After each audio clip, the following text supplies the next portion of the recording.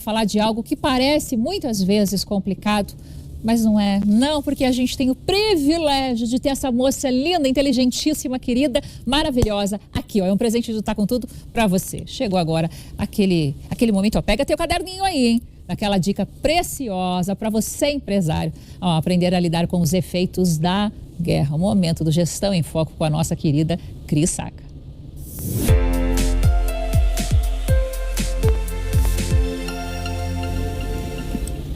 Oi, empreendedor Fer, obrigada mais uma vez.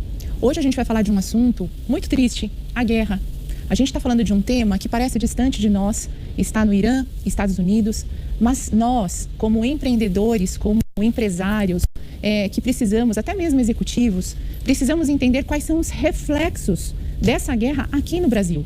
E não são poucos. A gente tem questões sociais, mas hoje, olhando para você, empresário, a gente está trazendo até um gráfico aqui para vocês entenderem onde estão os grandes riscos. Vocês devem ter ouvido nos últimos episódios aí, a guerra está consolidando 4 semanas, vocês ouviram falar a respeito do combustível, né? O combustível, o diesel, passando por um contexto complexo de preço, inclusive com riscos eventuais relacionados até a uma greve de caminhões.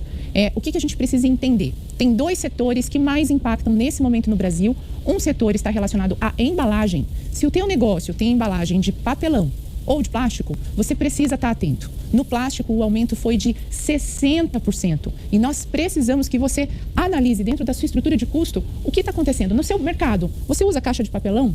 A Klabin e a Associação Brasileira de Embalagem indicou um aumento de 5 pontos percentuais nos últimos dias.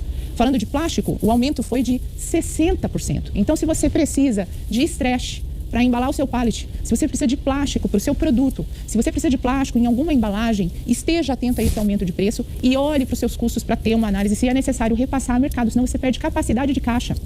E falando novamente do combustível, aqui a gente tem um gráfico do que aconteceu com o diesel. O diesel, o Brasil, ele tem uma malha rodoviária, é ele quem faz o nosso processo de distribuição. Ele aumentou pelo menos 12%. Então você, empreendedor, olhe, esteja atento, acompanhe a guerra também sobre o cenário econômico e analise isso dentro dos seus custos. Além das questões que você faz de precificação, que você traz, a gente tem mais um gráfico aqui que a gente vai mostrar, mas além do que você já fez do preço da inflação, nós também precisamos olhar esse momento e reprecificar. Esse quadro com a linha cinza é a inflação.